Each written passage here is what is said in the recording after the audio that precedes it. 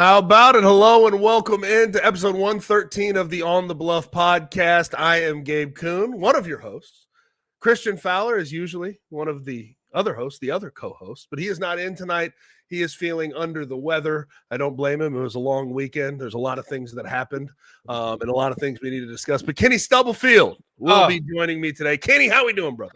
Brother, I am good. I am feeling great. Today was a beautiful weather day in Memphis. Oh, great. Balmy 70 out. Oh, God, it was beautiful. Right as we get into February, it's just, my seasonal depression was cured as soon as I stepped out of the house today. Yeah, I had a hoodie on earlier, and I was like, what the hell? I'm hot. Like, let me take this off. Yeah, it was nice. It was a beautiful day, man. My winter beard needs to get shed a little bit here now that we're heating up. Hey, I got a really good spot for you to come out. Let me treat you to a really good beard trim. How about that? Oh, are they gonna like shampoo it and do all the? Are they taking the works? They're gonna take care of you, man. Okay, nice. Yeah, but how was your weekend, man? Good. Yeah, dude. Just Sayla had a volleyball tournament this weekend, so we spent all day, all Saturday, all Sunday at the volleyball court, and it was fun. I love it. I love it. I'm an unabashed volleyball dad now, and I am having a blast with it. So yeah, good times. How about yours? What'd you do? A lot of shitty diapers being changed this weekend. It's kind of funny. I don't know if you had this experience, but if your baby is breastfed, around 6 to 8 weeks, they just stop pooping every day. It's weird. Like they will poop like once a day, and it'll be like an absolute blowout. Change everything, like clothes. Yeah, if you had a swaddle on them, it's gone. Like repaint the house. Yeah, it's usually like once a day. But he broke out of it after I guess the 2-month mark hit, and after every feed, it was just like just blowing up the diaper. So that's what I did this weekend. I had a couple of Busch Lights. I actually got some Busch Lights from the store. I wanted to save some money. I wanted to be frugal. So it was a Busch Light weekend for me. I don't know if that says something about me. I think it's the beard. It's the beard that makes me want to go buy Busch Light. Yeah. If there was Keystone Light, I'd probably opt for Keystone Light now that I have this beard, as long as it is. Tracy and I were top style. Yeah, Tracy and I were talking beers last night, and I was like, we're talking about Blue Moon with orange slices and Coronas with lime and all that kind of stuff. And she said, honestly, can I just be frank with you? I'm a Mick Ultra girl. Like she's like, I'll drink Mick. She's like, I'll drink Mick Ultra every day, all day. Water, it's water. That's what I thought too. Yeah, it's like any light beer, really. I feel like I found out something about her a little bit last night. That's just that she's ratchet. She's ratchet. She's like a super ratchet. Mick Ultra is that. Mick Ultra is more like she's so out beer. She's so buttoned up like all the time. Like everything is perfect. Like she's just buttoned up and professional. I think she's got some ratchet in her, bro. She's got a little ratchet. Yeah. She's got some ratchet in her. Yeah, you told her that? She took that in stride, huh? She said, hell yeah, dude. I was like, okay, let's go. You learn things after 15 years, man. You still do. All right. So I guess ratchet is one of the many adjectives you could use to describe the Mavs front office right now. I don't know what to say. They sold their soul. Let's get into it. This is a trade. We need to real quick before you keep going. We usually do Tiger Talk in the first segment, but this was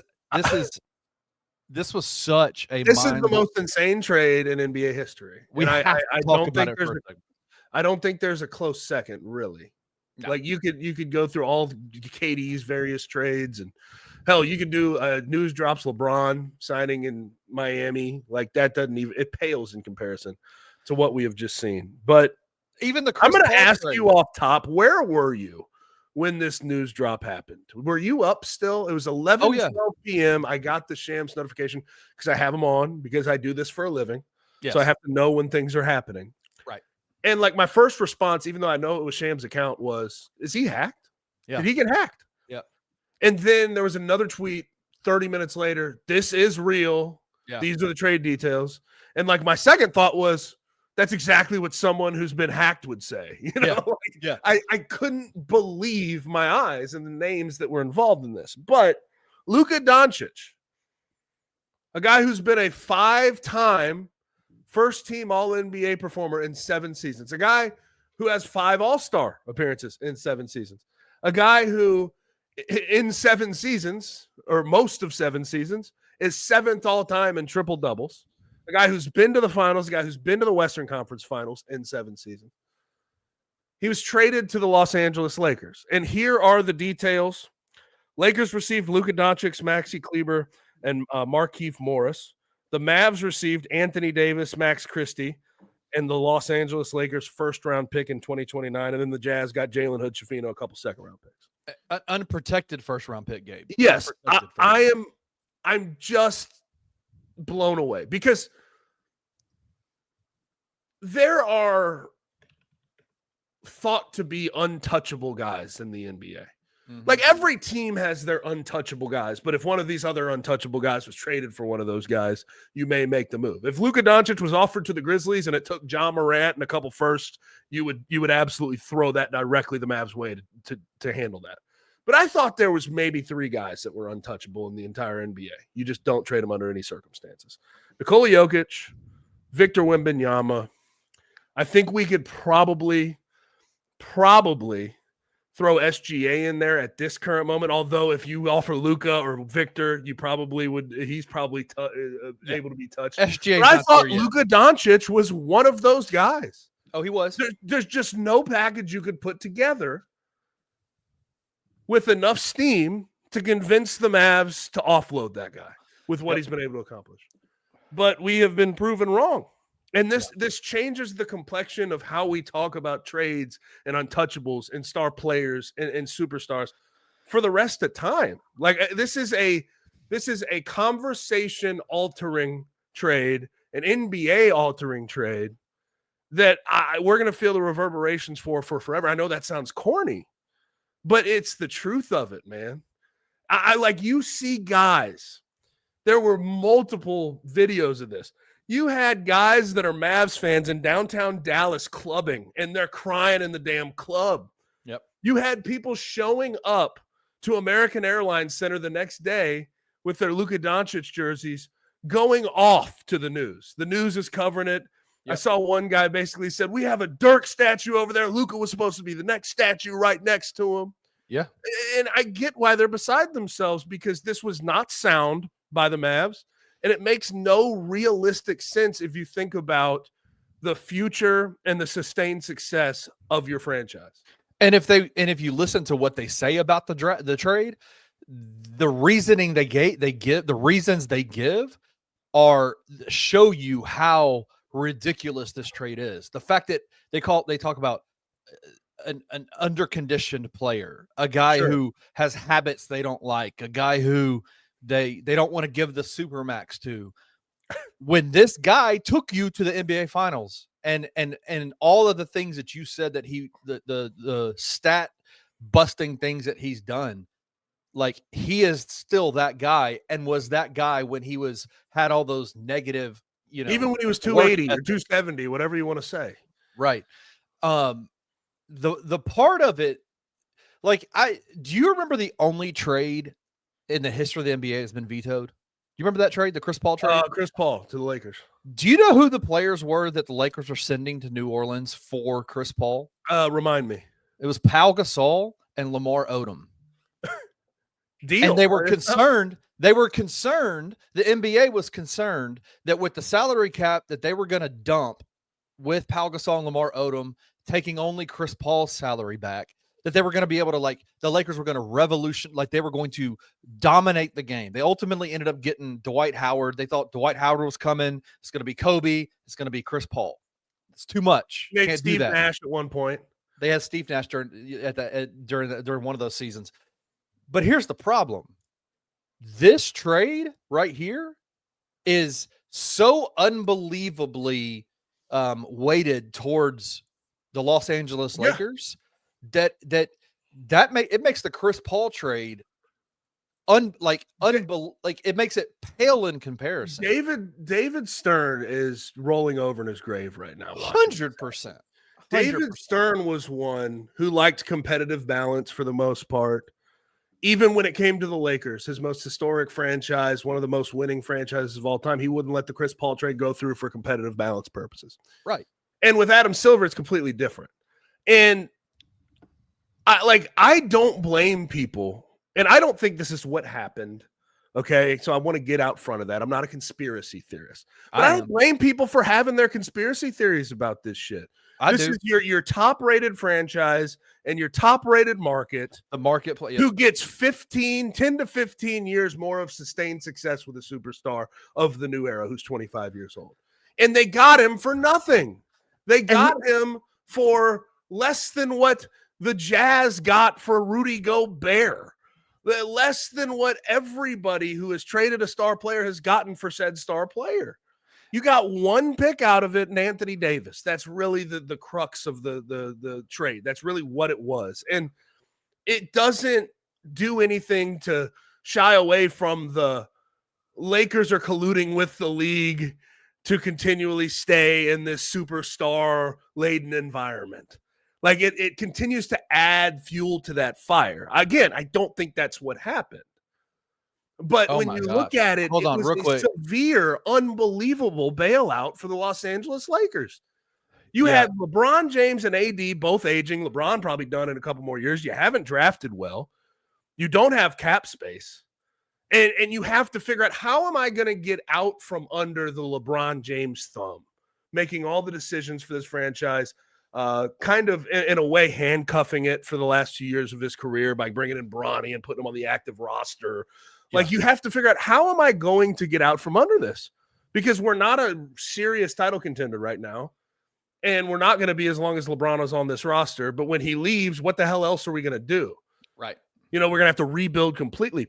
And what this does, what Nico Harrison, the GM of the Mavs, just did for the Lakers is let them sustain a 10 to 15-year run right after LeBron leaves. Because I think there's a few guys, one-name superstars, that if they're on your team, you're a playoff and title contender immediately. Kobe was one of those guys, Michael Jordan, LeBron, Shaq for a time, LeBron.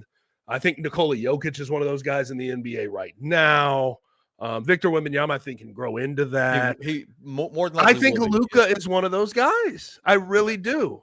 And we've shown you don't have to surround him with anything insane. Look at what he did with the Mavs last year. Yeah. You don't have to surround him with like 15 superstars. Give him, a Kyrie and a PJ Washington and watch him go work. It's just to me, this was a just unbelievable bailout for Rob Pelinka and the Lakers organization altogether. There are two things that bother me about this, and you said you're not a conspiracy theorist, and I'm normally not, but what bothers me about this one the most is that Dallas didn't open up to the free market, to the marketplace. Yeah. It was literally just a conversation with LA. And Pelinka and him, they go back. So just because they're friends and whatever. You scratch my back, I scratch your shit going on here. But here's what the problem. Rob Pelinka, the reports are coming out. There's been so many reports, like kind of the behind the scenes as it starts to leak out, which you knew it would. From what was being reported is that Nico Harrison, the GM for Dallas, the initial offer was for multiple first-round picks, Anthony Davis and Dalton Connect. Yeah. Right? Okay. Like, that makes sense to me. Yeah. Rob Pelinka talked him out of it and said, nah, Luka's fat. Luka's drinks a lot. Luka does this. Instead, I will give you Anthony Davis, Max Christie, and one unprotected first-round draft pick. That, to me, is where I go, what the hell is going on here? Like, who is this Nico? I tweeted it out. You know what my reaction to it was? Right afterwards was Nico Harrison. You might want to start updating your LinkedIn profile, bro. Yeah, 100%. Like, this is one of the decisions that gets you banned as a GM for the rest of ever. Guy's an executive coming from Nike, and it just clearly. And by the way, botched the Steph Curry deal back in the day. Botched the Steph Curry deal. Is that the guy that did that? Yes, it was Nico Harrison. Damn, this dude is epic. Now, his resume blunders are starting to stack up, brother. Wow, Nico, man. Hey, real quick, I wanted to go to something else real quick. The Grizzlies are playing right now. Just full disclosure, it's 7:19 on a Monday night. Grizzlies are playing in Memphis against San Antonio. There is something going on at the arena right now. They took both teams off the floor. From what I understand, they're doing CPR on a fan in the crowd. Shit. And so it's pretty serious situation. I just update, man, our thoughts and prayers go to whoever that is. Obviously, it's probably someone from Memphis, and man, just God bless. That's brutal. That's scary. Anyway, I know right now we got Brevin and Pete talking about it on the TV, but it's sad stuff. But I back to the Dallas trade. I don't understand how, and here's the part that bothers me. I have a few friends that are Dallas Maverick fans, and initially the initial reaction that night was, we feel betrayed, right? Like, we feel betrayed. And like, how dare we spend so much money to support this team and to support these guys, and you go and you do something like this, we feel betrayed. And then a report came out today. Nico Harrison said, it wasn't even a report, it was a quote by Nico Harrison. He said, the reason we did it so quietly is because we didn't want word to get out to a bidding war. But then he added something at the end that if I'm a Dallas Mavericks fan, I am pissed about. He said, we also didn't want to have sustained fan backlash over You're going to get more. You snuck a trade of your franchise player past your fans because you didn't want to upset them. In the dark of the night. That's what you did. That is insanity. And if I'm a if I'm a Dallas Mavericks fan, bro, I am beyond pissed. Here's the thing, man. So the excuse is given, like one by one, I can just pick apart. Defense wins championships. Okay, yeah, defense wins championships. But if I have a guy who scores 33 and 32 points per game, if I have a guy who is averaging 30 points per game his entire career in the playoffs, if I have a guy who is seventh all time in his seventh season in triple doubles, I don't give a shit about the defense. I can find guys to play defense around him. That's what the Mavs did. You got PJ Washington, right? Yeah. You got Daniel Gafford, Derek Lively, all these other guys to play defense. Let them play defense. Derek Jones last year. Let them play defense. He can make up for it on the other end of the floor. I can guarantee you. And he's done it already by making it to a finals. Then they go on and they say, well, he's out of shape.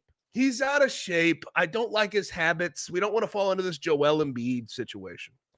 Okay, well, I don't know if you've watched Luka play basketball and looked at his stats. I don't give a shit if he's on the sideline. And Ryan Russillo said something very similar to this, so I want to give him a little credit. I don't give a shit if he's on the sideline with a bottle of Jack Daniels in his right hand, smoking a Black and Mild, and he's 320 pounds. Luka Dončić is one of the best basketball players on earth. I care about his habits, but they're not going to keep me from building my franchise around him. They're not going to do it. I've seen what he can accomplish, even when I've had the concerns about his conditioning and his drinking and all this shit. So it's just amazing to me that that's the conversation. I've watched him with my two eyes play basketball. Exactly. That's the problem I have. Exactly, Gabe. I'm not caught up in all that. And honestly, to me, that feels like the Mavs trying to compensate and give reasons that aren't necessarily fully there. Right? So there's that. And then he talks about a timeline. He said, well, AD fits our timeline better. Well, okay, sure. You put 30-year-olds next to other 30-year-olds. I guess that's what you mean by that. But you're missing out on a longer timeline. He took your team to the finals last year. 25-year-old who you're building around. Now you've changed it to 31-year-old AD, 32-year-old Kyrie, and 34-year-old Klay Thompson. That's your core now. There's not a lot of runway with that. So screw whatever timeline you think you're on. If you're trying to keep your job in sustained success, you go with the 25-year-old who has probably just reached his prime if he's even there yet. You know what I mean? Like, I just none of the excuses or the actual explanations hit home for me in the slightest at all. And it's clear they're trying to leak bad things about Luka to try to give themselves a softer landing, 100%. Which I think is also pretty shitty. It's shitty. The dude did. Here's the thing, because you know why it's shitty is because automatic assumption from everybody was that Luka had a problem with the Dallas Mavericks. Yeah. Even if he did, do you know what? We never heard about it. Do you know who else Do you know what other aging superstar has had a problem with the franchise he's at? And he's literally making videos for his freaking YouTube channel about it. Jimmy Butler. And everybody's clapping him on the back saying, hey, good job, Jimmy. Like, it's shitty for them to do it because Luka, even if he did have a problem with Dallas, which I am not convinced that he did. I mean, maybe there was a little bit like the Michael Finley, they didn't seem to get along, and he's one of the guys in the front office and the franchise leader in points or whatever. But like, it was, if there was something there, you didn't hear about it. Kept the secret pretty damn well. You know what I'm saying? You didn't hear about it. You didn't hear about it. I mean, and even the trade to LA, trading him to LA eliminates it's probably going to cost him $80 million. Yeah. Off the Super It's 116 million actually. Is it 116? Yeah, 116 million. Man, I'd be fighting folks, dude. I'd be fighting folks for real. But I'd have a real drinking problem on my hands on the flight over bro. if I knew I lost out on 116 million. I mean, you lost me on 100. I gotta stick with Mick Ultra, man. I can't drink my, No, to hell with that. I'm going buying the biggest thing of pop off in the world. Throwing it on the flight with me. I am. You know who else is also pissed off about this? I guarantee you talk about it's going to reverberate through time, this trade. And I agree with that to a degree. But we got 3 days. As of the time we're recording, we've got 3 days to the trade deadline. You not think other NBA GMs are going, what the hell, bro?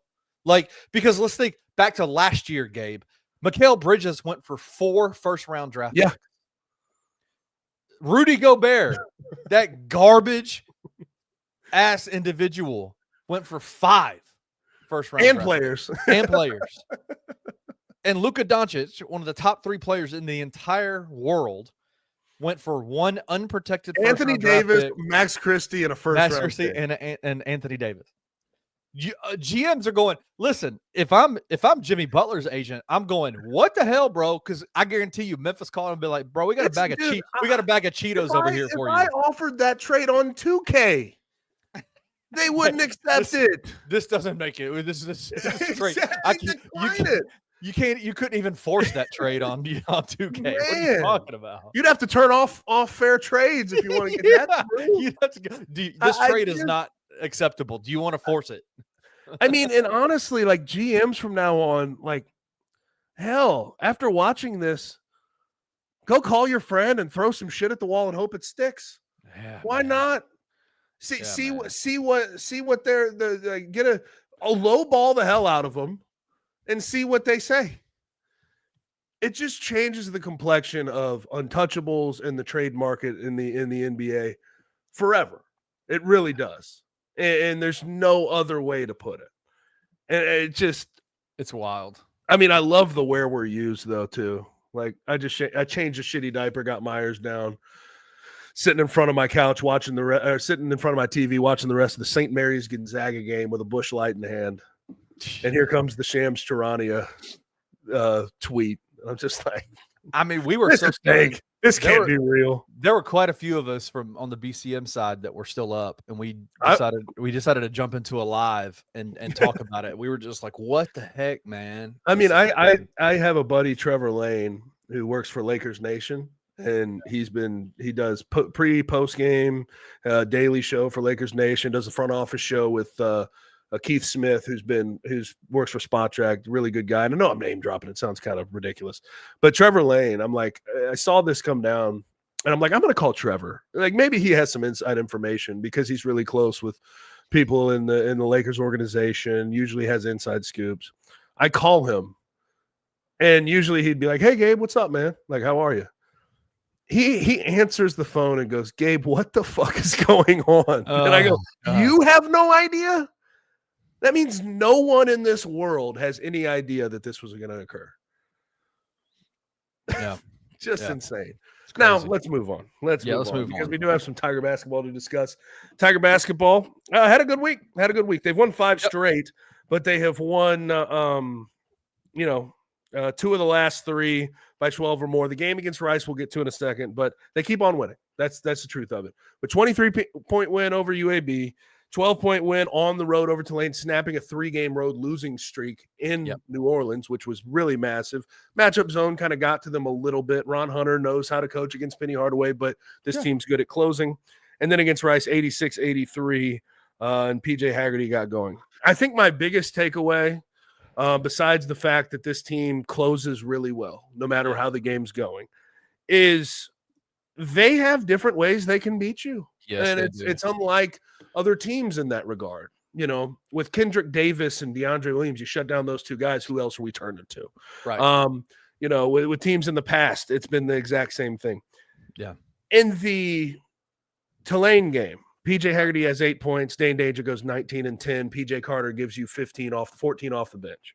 Right. In this Rice game, Dane Danger, not good. 6 points. That's all he gave you. But PJ Haggerty, 26 points. PJ Carter, who's really turned it up as of late, 19 points, 5 for 7 from 3. They've just found different people, different pieces, and different ways to beat you night to night, which is the sign of a really good basketball team. Yeah. And I don't think that surprises anybody because they have been navigating this conference schedule a whole lot better than in years past. Yes, man, dude. And I think obviously you would rather win the Rice game in a much more dominant fashion. Sure. They were dominating the entire game. You want to close better. You want those last like 10 minutes to be, better. What were they up by? Like 12 points with how many minutes left? I can't remember. They gacked it up toward the end, but they gacked. I mean, yeah, but you want them to close better. But I love the emergence of PJ Carter for this team is such a revelation, I think, because when you like the entire narrative about this team from the beginning of the year was that if you can stop Tyrese, if you can stop PJ, that'll probably mean you can stop Colby. And then what else do the Tigers have? Right. In the last 2 weeks, Penny has made 2 decisions. One is to replace Musa with Dane in the starting lineup.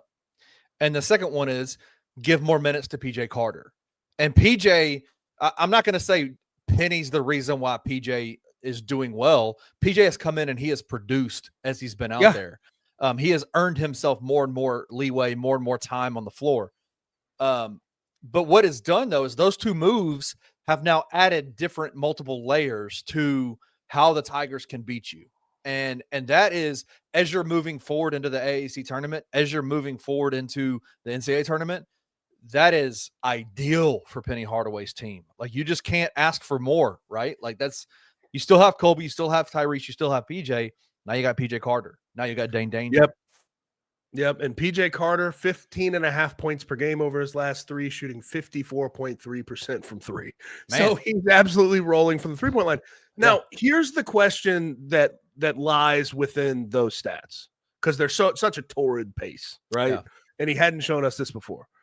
What's the sustainability of PJ Carter in the minutes he's given you?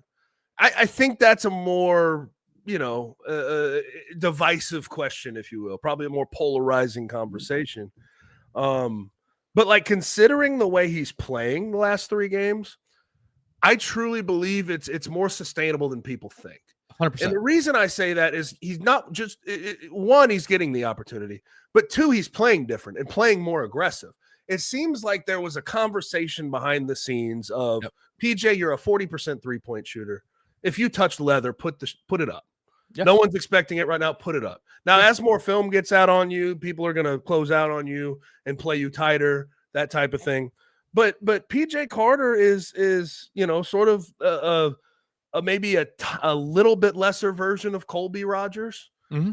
Like, that's sort of who he is. And I think there's been something behind the scenes that's been said to him about, you can shoot the ball. Don't be afraid to put up as many shots as you need to get yourself going. Well, the conversation that happened, he's finally coming with that aggression that we wanted to see from the beginning of the year. So I think this is just my hunch. It's a lot more sustainable than we think, even though it's a 3-game sample size. Yeah, the conversation that happened, Penny discussed it in the postgame after Rice. He said I thought he was joking around too much. I didn't think he was taking this shit seriously. Like, I felt like he would come in at practice at 8, he'd come in at 8. He was walking around the locker room and he was not getting extra shots up. He just wasn't like, he said he felt like he was more happy to be here than he was fighting for his position. Right. And he came to him and said, knock that shit out. Like, stop it. And PJ said, yes, sir. I'm on it. You won't ever have to, he said, you won't ever have to have that conversation with me again. He said, I've never had a coach to tell me that before. And I'm like, hell yeah, dude. Like, and that's the full circle conversation of Penny Hardaway as a coach too. We could get into that, but we've had that conversation before. Yeah. No nonsense. Let's get this shit going. Yeah. And so that's my whole thing is you ask the question is this sustainable?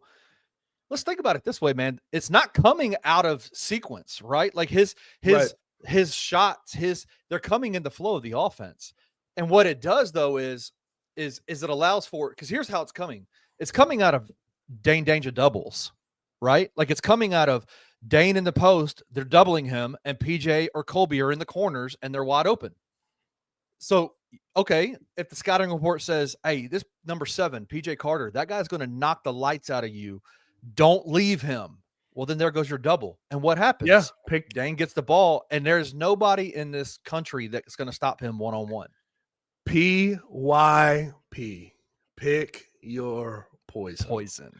It's very simple. And one thing that I don't think we have highlighted enough, the sustained level of 3-point shooting this team has had, it's quite frankly mind-blowing when you consider the actual additions and the questions we had and what they looked like in the exhibitions. They couldn't shoot.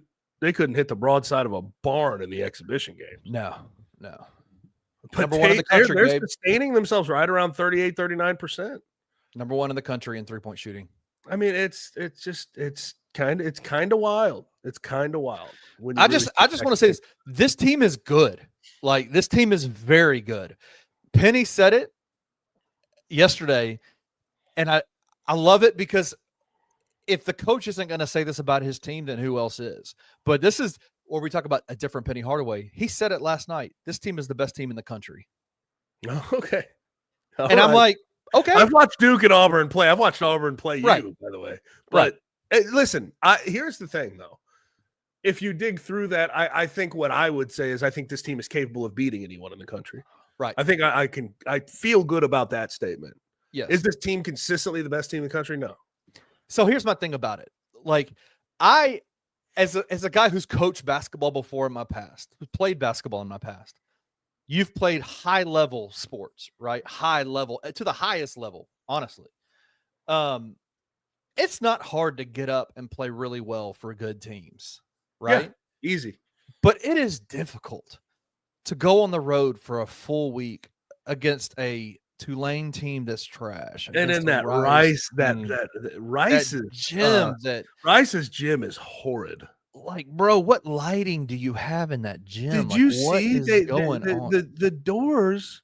It's like you're at a high school. See the trees, bro. The doors are on ground level, and there's windows looking right out. Like what? I could see cars driving. If I was standing at that window, I could watch the whole game for free.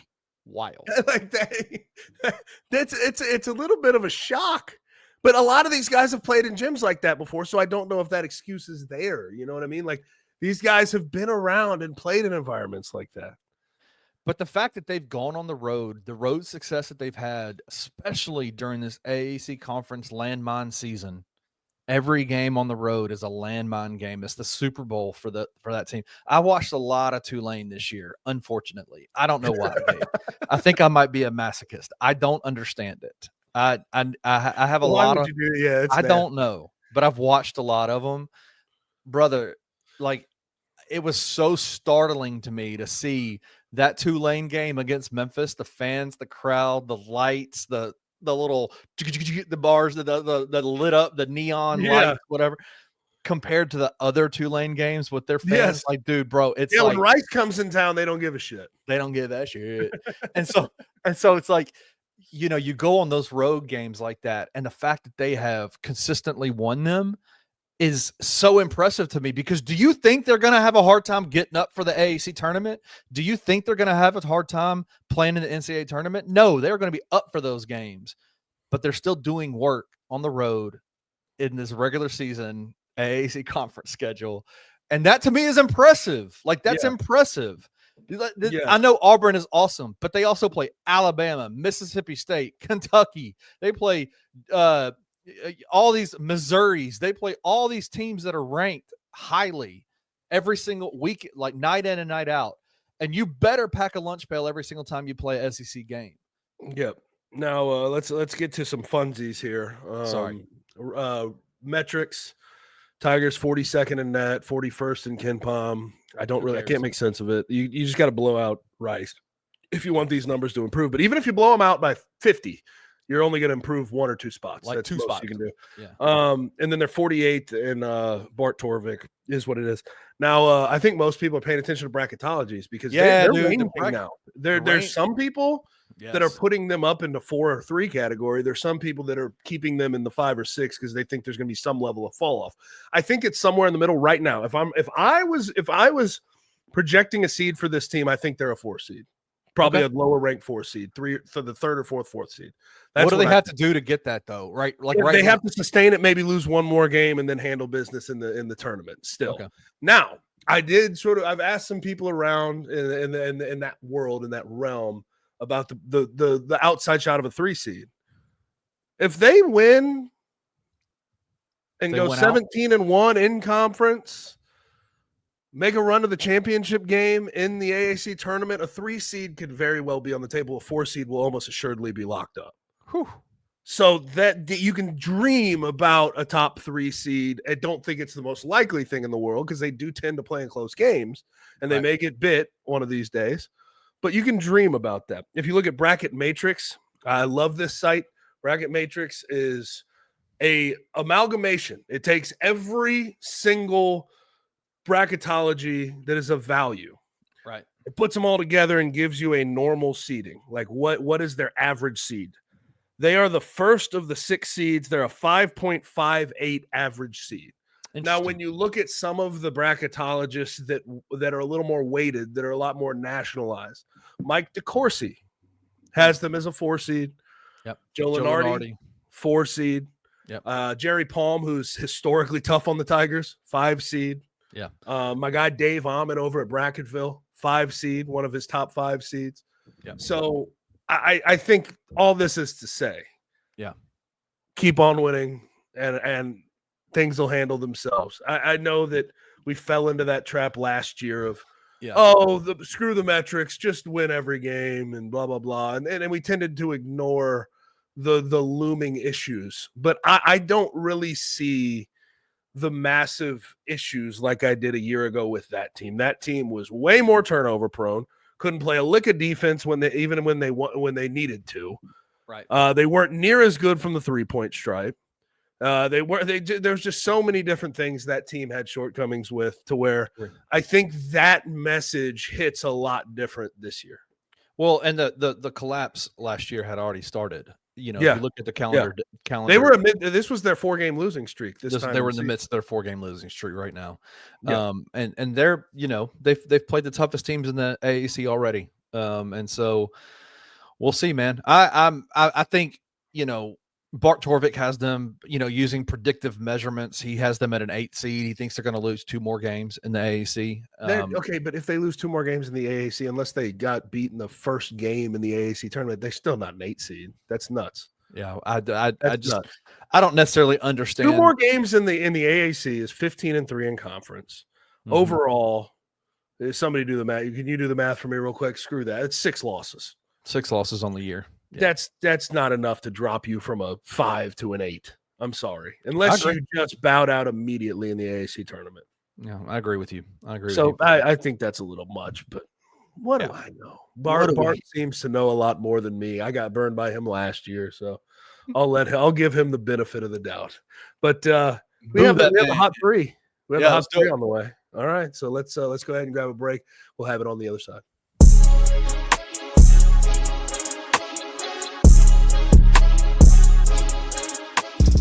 What's going on, and how in the world does Luka Dončić get traded to LA? It really kind of boiled down to me that I thought Nico was just kind of tired of dealing with Luka. The first thing that popped into my mind, if everybody remembers that video last year, I think it was when the Mavs made the finals. Yes. Luka was with his dad drinking a beer. Right. Nico walked over, just took it out of his hand, dapped up his dad, didn't say anything to Luka, and just walked off. I think there has been tension a long time where I just think Nico didn't want to deal with it anymore. And there was issues about his weight. He doesn't work out. Like, they had to stop this man from drinking sweet tea. I just think there was issues, even though they made the finals last year. Would you have traded Desmond Bain for Luka? Yes. Would you have traded John Morant for Luka? Yes. Would you have traded Jaren Jackson Jr. for Luka? Yes.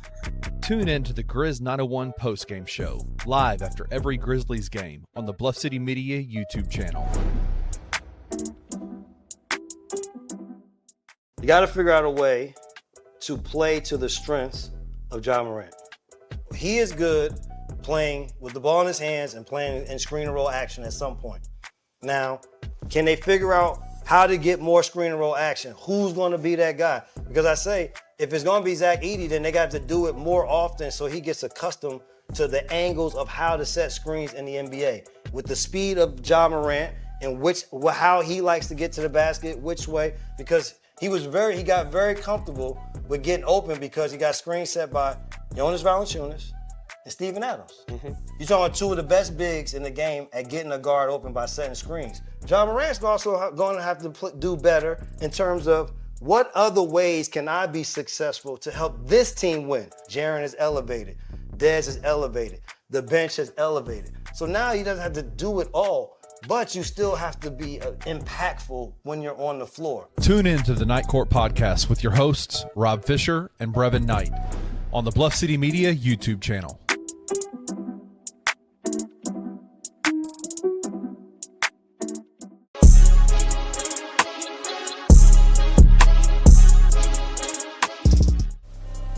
Oh, I almost missed the music again. I'm so bad at this. Like, Oh, come on. Don't be so hard on yourself. You've been pulling double duty lately. Hey, listen, dude. Listen, bro. I love it. I'll pull your duty. Wait. Whoa. Get to the hot three. What we got? It's ridiculous. All right. Hey, we talked about it in the first segment. Trade deadline, February 6th. In 2 days. If you're watching this on Tuesday, it is in 2 days, Gabe. Are the Grizzlies going to be active? Or are they going to be like what everybody says on Twitter? Dude, man, what do you think? I think they'll be active as they normally are. They just don't usually get anything to come to fruition. Right. Because a lot of the names that they're going after are names that are, suitable for a lot of other franchises that are willing to overpay. And I don't think the Grizzlies need to necessarily overpay. Now, do they have the assets to overpay? Yeah, you could throw Jake LaRavia. You have a bunch of guys down bench and picks that you could throw in there and overpay a little bit. But do you want to is the real question. What you get a lot of from people in Grizzlies Twitter and in the social media verse is, Zach Kleiman never does anything. Okay, sure. Nothing ever really materializes, but does he try to do things? Yes. And I think there's one name out there that I would point to that I like as a fit for the Grizzlies. I think makes the Grizzlies better. That would be Cam Johnson from the Brooklyn Nets. And I agree with that. I think that they should do everything they can to try to bring him into Memphis if they have the opportunity. But there's no less than 8 suitors outside of Memphis that are going after Cam Johnson right now. So you're in this bidding war. You have to decide how much I'm willing to part with. Does he help with the shortcomings that I have against teams like the Houston Rockets or the New York Knicks with physicality and athleticism? Not really. Yeah. So like I just think people need to understand, don't get caught up in transaction porn. Yes. Don't get caught up in trade machines, because in the end of the day, the trade market's not robust for the Memphis Grizzlies right now. There's not a lot of guys that are being dangled out there that fit their needs in some dramatic way. So I think that's where I would tell people to relax a tad bit. But I will say, we've already had the Luka and AD trade. We have De'Aaron Fox now with the Spurs. We have Zach LaVine on the Kings. I mean, you still have names like Brandon Ingram, Jimmy Butler. Right. I mean, just name after name. The whole New York, New Jersey. I was about to say New Jersey. Brooklyn Nets are up for grabs. Like, there's going to be a lot more moves out there that could facilitate other moves before we get to Thursday. So just keep an eye on that, but also don't get caught up in all the new shiny pieces that you think the Grizzlies could add, because I just don't think this trade market is perfect for them by any stretch of the imagination. So there's a report that came out this afternoon, and I wanted to get your opinion on, because it's blowing up. People are freaking out and going nuts about it. Apparently, the Phoenix Suns are listening to offers for Kevin Durant. There were conversations with Brooklyn when he was in Brooklyn, offered a crap ton of stuff. Obviously went to Phoenix. Do you think, like, there's been, the trade machine's been going wild, like all this kind of stuff. Is that even in the realm of possibility? And the other question is would you do it? If you're Zach Kleiman, would you do it? What am I giving up? And for a 35-year-old Kevin Durant, he's one of the few. Kevin Durant, LeBron James, they've completely warped our mind of players 34, 35 plus. It's nuts. I mean, I see what it takes to get Kevin Durant, but damn, brother, that's going to take a lot. It's going to take a lot. Nico Harrison's over here going, Luka's 25. And based on the reports I'm seeing, Kevin Durant and the Warriors are tied back together again. Like, that's a big thing going on right now. Yeah. But I also, as much as I see those reports, Matt Ishbia, the new owner for the Phoenix Suns, who put together this whole thing, something tells me there's just no way he's offloading Kevin Durant. I know we've seen a lot of crazy things happen in the last 48 hours with Luka leaving the Mavs or getting traded away from the Mavs. But Matt Ishbia had that new toy and hugged it to death and got all these new shiny pieces. Kevin Durant's the best one of all of them right now. Yeah.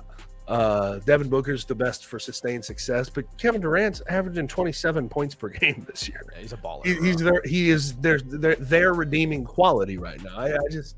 I saw the Mark Stein report and everything else, and it's very interesting. Mark Stein's very plugged in. I'm not disputing his reporting.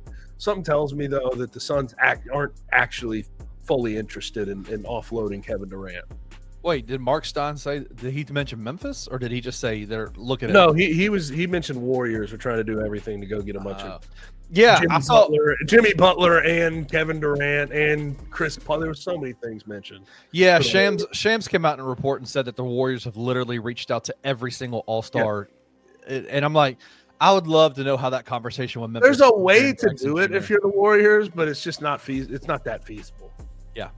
Yeah. I think that I will say, considering the big trade with Luka and AD and the different things the different West that puts us in, like with how many different contenders and people you're scared of, I think that there's going to be a lot of teams that are way more active than we originally thought. This is going to be a very active trade deadline. You think so? I think it's going to be an active trade deadline. And also, again, like, think about the guys that haven't gone that we know are going to go. Right. Jimmy Butler, Brandon Ingram, Chris Paul's still being dangled out there.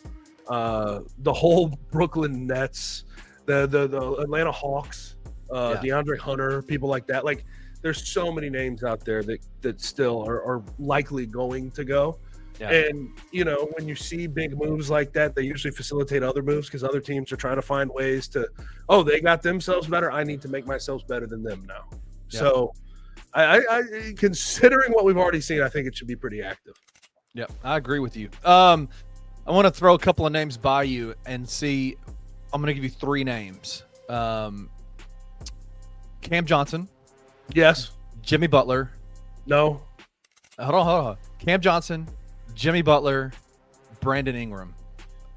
In terms of percentage shot there on the Grizzlies after February 6th, where would you put it? 35%, 0%, and 0%. Wow. Yeah. The last two don't make sense to me. Jimmy Butler doesn't want to be here. I would be out on that. I don't know, man. Brandon Ingram. I think it throws a wrench into the offensive things that you're already doing. I think it just sort of confuses the pecking order. Do you? He's an ISO scorer. That's what he likes to do. And this offense is like, okay, it can be good ISO scores, but I don't know if he'd fit in perfectly. You still need to get Ja Morant going. I don't think adding Brandon Ingram to the pecking order helps that.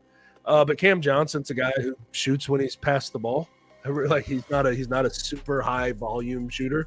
He can be when he wants to, when he gets open looks, but I think he fits the best. Like I'll give him a 35% chance. They've been mentioned alongside of him. I know they've been mentioned next to Jimmy Butler, but it makes zero sense to me at this particular moment.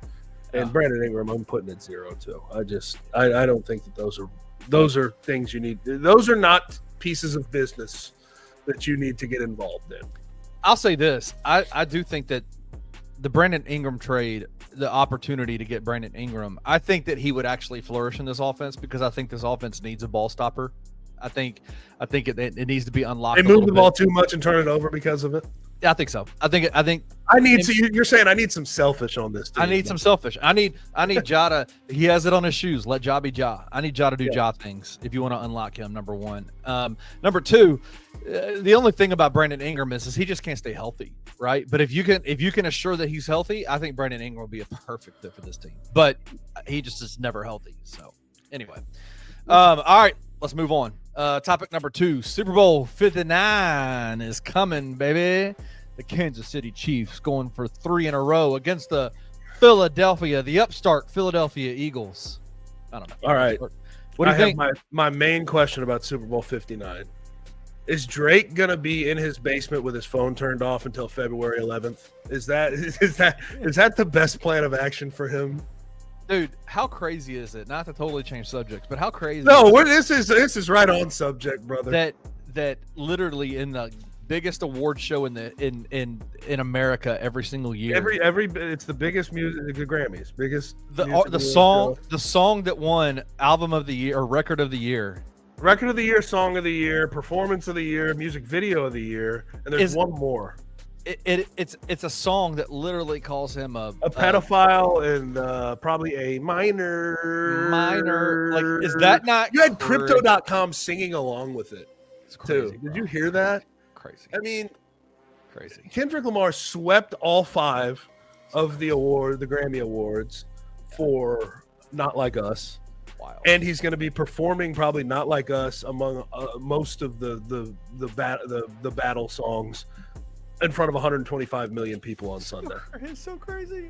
And Drake's in an ongoing lawsuit and litigation battle against his own record company. I would just lock myself in my house, throw my phone against the wall, and get it replaced on Tuesday. It's a rough season for Drake right now. Yeah, Super Bowl 59. I think it's great roster. Yeah. Versus championship greatness. That's what it is.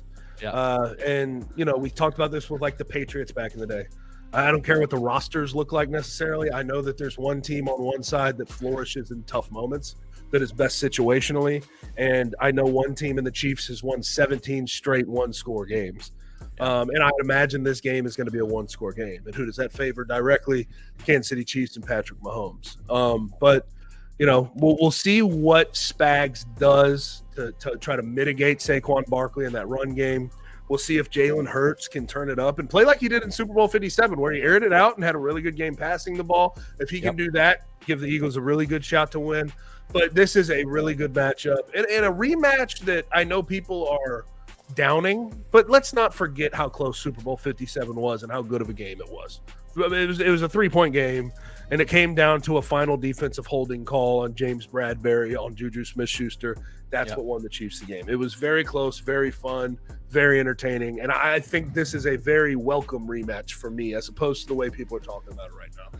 I don't understand the downing of the game. I think it's clearly the championship pedigree of Kansas City, and I think you've got the defense in Philadelphia that they could do some damage against Kansas City. They've taken it up a couple of notches the past couple of years. Yeah, they are tough, and I wonder, to the point where I think Philly's defense is so good.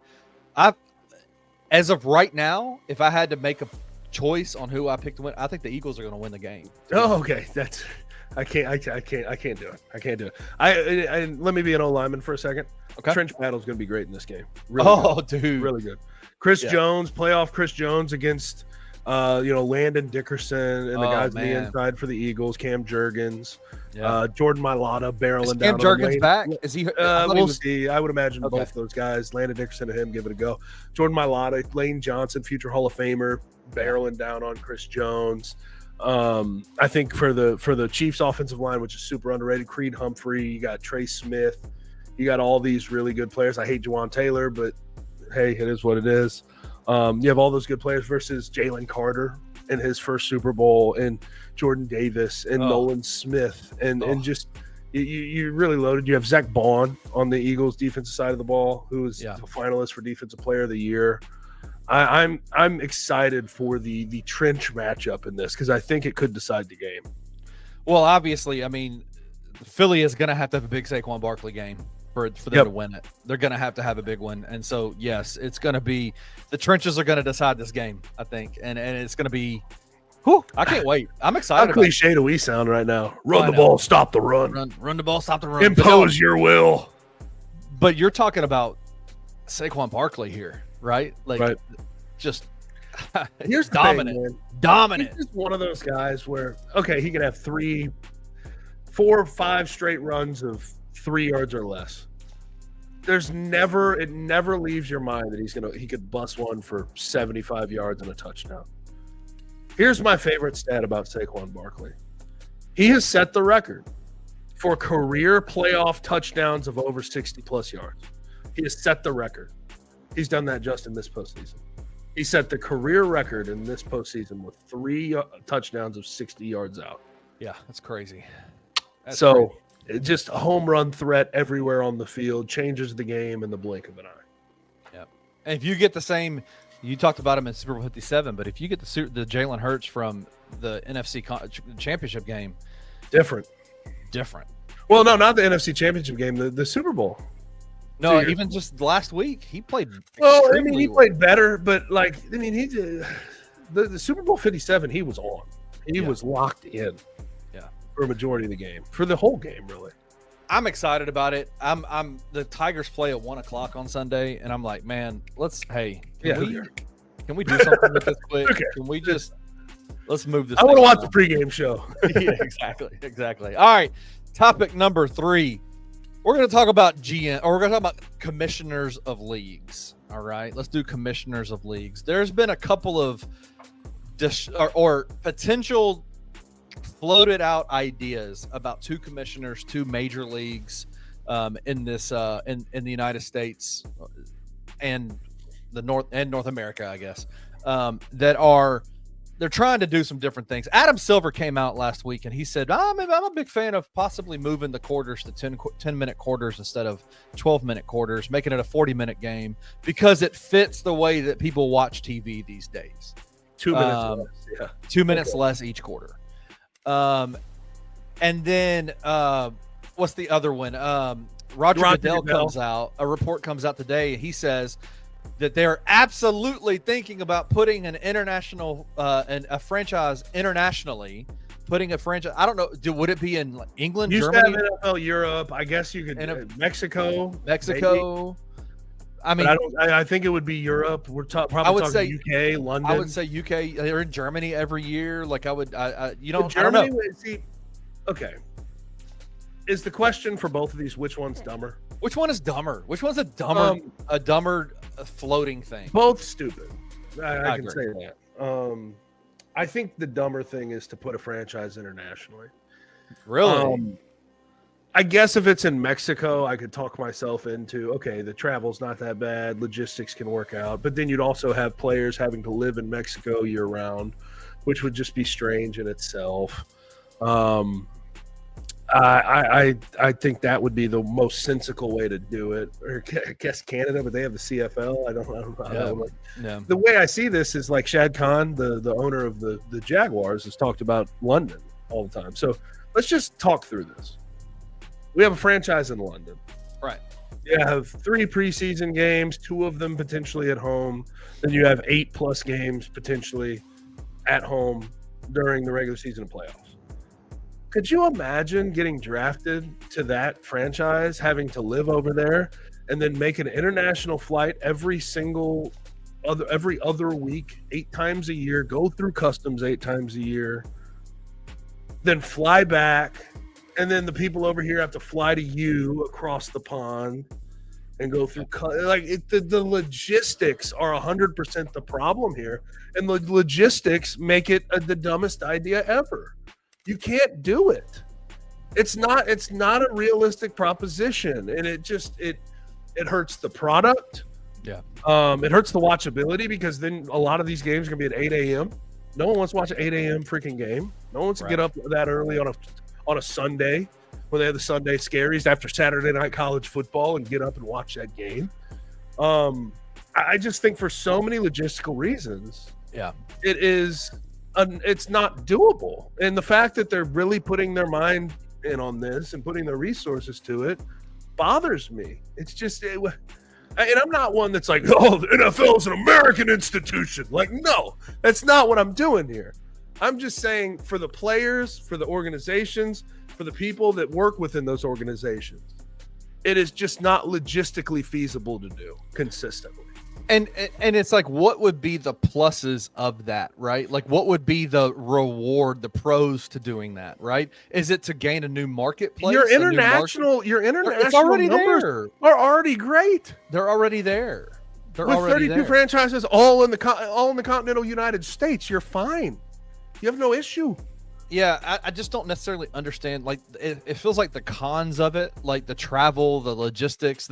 Would that international team have to go and like stay here in the States for 6 weeks and play 6 straight road games? Like, how does that work? Like, what do they do? Like, are you legitimately telling me that you're going to have them go on the road, come back, play a game within the same week? Are we gonna have to get them citizenship, by the way, when they get over to London, when they get to the UK? Like, how's that gonna work? It takes days to work through jet lag. Like, how do you like? Are we talking about player safety here? Because that feels like a player safety down. You've done a lot of initiatives to get it good. I saw a report about how concussions are at the lowest point in history. Right. You've done good things, made good strides with player safety. This I think would damage that. I think it would be a bad thing for that. I just think everything about what? It. All for what? Like, just to gain a new marketplace? Like, dude, just go play a couple of games over there, like you already do. Like, you already do. You're going to Germany. You're going to. I mean, you've been all these places. You're doing well internationally with what the plan you have now. What's the point of going over there permanently? Right. It's just, I don't know. International leagues that spread out that far don't work like that. Like, it's just not the travel, the cost, even though the cost doesn't matter to them, they could afford it 15 million times over. But like all of the different things that you have to go through logistically to make that a year over year sustainable business model, it's so much you have to go through to make that realistic. And it's just, I think you'll always have problems with travel. I disagree. I mean, I think it's a dumb floating topic. Like, I think it's dumb that they would even float that. I don't necessarily understand it. I do understand the reasoning behind it. Like, we want to grow our fan base. Like, we're trying to compete, right? Globally. I guess I understand that. I understand the desire to compete globally, right? Like, the NBA, they do already. The highest levels. They do already. Let's be honest about it. The NBA is a global sport, and it is like 4, 5, 6, like the NFL 6x the NBA as a league, right? Like, and we're talking about teams only in the continental United States, like that. Because so I understand the desire for it. I don't necessarily think that it's a necessity, right? No, I think it's definitely not a necessity. Your business model tells you that. I think the 10-minute quarters thing is the dumbest shit I've ever heard in my entire life. Well, the reasoning behind him wanting to go to 10 quarters is the 10-minute quarters is the dumbest shit. And that's all that is. He's talking about attention spans. Attention spans, bro. It's like how about, okay, let's do this, Adam. Let's keep it at 12 minutes, and in the final quarter of the game, let's limit our damn review time. I don't need a 5-minute review when we go to review something. When somebody challenges something, don't spend 5 minutes at the damn monitor. We could cut, those 8 minutes. We could find a way to cut them out already. with how many damn reviews and commercial breaks we do. And also, we don't start the damn games on time. So like those 8 minutes can be made up by starting the damn game on time. I refute. Like, listen, we create things, right? Like, me and you are both content creators. Like, would you ever go with your show and be like, hey man, I only want to do 30 minutes a show because nobody's listening for an entire 3 hours? Okay, that's fine. Don't listen the entire 3 hours. But there are people that are listening for 3 hours. The idea of changing up what you do because people can't pay attention, I just think that is absurd. Yeah, and I have a whole nother like thought process behind it, but it comes from like childhood trauma, so I won't talk about it. But I think that it doesn't make any sense. And number two, what it does is it completely wipes out your record books in terms of like you are damaging your opportunities to build stars, right? Yeah. Like to build up the people. Like, you have a star problem now in the NBA. You're about to lose LeBron. You're about to lose Steph. You're about to lose KD. You're about to lose all these different guys. You lose 30-point per game scorers. And now you're losing. You're literally going to destroy the opportunity to build those global superstars. Like that to me is just dumb. It just makes no sense. And I don't understand. Like I said, the reason I said I understand the reasoning behind the NFL wanting to globally expand, like that makes sense to me as a business guy. I understand the idea of expansion. I cannot understand the reason why Adam Silver's thinking about these 10-minute quarters, because it just doesn't make sense as a, like, it just doesn't, the reasoning behind it doesn't make any sense. For me, and baseball is in a much more dramatic situation even than the NBA. So they needed to make any change possible, whatever 100%. Sounds good, let's do it. But to me, it's the pitch clock in Major League Baseball. Right. If your thought is we add a pitch clock, we're bringing in more casual fans, that's not at all what's going to happen. Just like going down to 10 minutes is not bringing in more fandom, keeping their attention span on your sport. It's just shortening the game by 8 minutes. Do you know what it's going to do? Do you know what it's going to do? It is literally going to cut multiple roster spots off of every single team. Like, your bench and depth don't mean as much. You don't need 15 players anymore. Jake LaRavia ain't getting no burn. Well, man, bro, still might find a way to give. He'll get some burn. He'll get some burn. Jay Huff won't have a contract. You know what I'm saying? Like, you are literally taking jobs away from people. Like, I go, help make it make sense to me, man. Like, it just doesn't make sense. So to me, both are dumb. To me, the reasoning behind the NBA wanting to potentially move to 10-minute quarters, the reasoning is so dumb, I can't get behind it. I think I think for different reasons, this is why we have different opinions. I just think the feasibility of actually having a team internationally in the NFL is just it's a stupid idea. Like the logistics of it, just on its face, face. Like, I don't blame the reasoning. I don't think they need it. No, I don't think they need more expansion, but like, just the way you'd have to go about doing it makes it dumb. Dude, NBA in China is monster. They ain't got a franchise in China, right? Monster, like the huge. I mean, the biggest sport in the country. They don't have a team over there. They got players. They root for players over there. I don't know. Anyway, both are dumb. I think it's trying to fix a problem that in the NBA side is not a problem, and fix a problem for the NFL that just business-wise, revenue-wise, bottom dollar, balancing your budget sheet doesn't exist. Like, it's you're creating a problem that doesn't exist. We just want more, damn it. Why can't you let us have more? It's all good. Just do it. Hey, I got an idea. Just do what the NBA does and do Los Spurs on your jerseys if you want it internationally. Los Spurs. Los Cowboys. Los Lakers. Los Lakers. Oh, good Lord. I hear you, man. That's that international outreach that they pay the big bucks for. That's it, bro. That's it. Well, I think we're done, unless you got something else, Kenny. Man, dude, it was a pleasure, man. Yeah, we're up out of here. Appreciate you guys listening out there. If you need to go check out our podcast, go to Believe in Bluff City Podcast Network. You can find on Apple, Spotify, full-length video versions, all on YouTube at Bluff City Media's YouTube channel.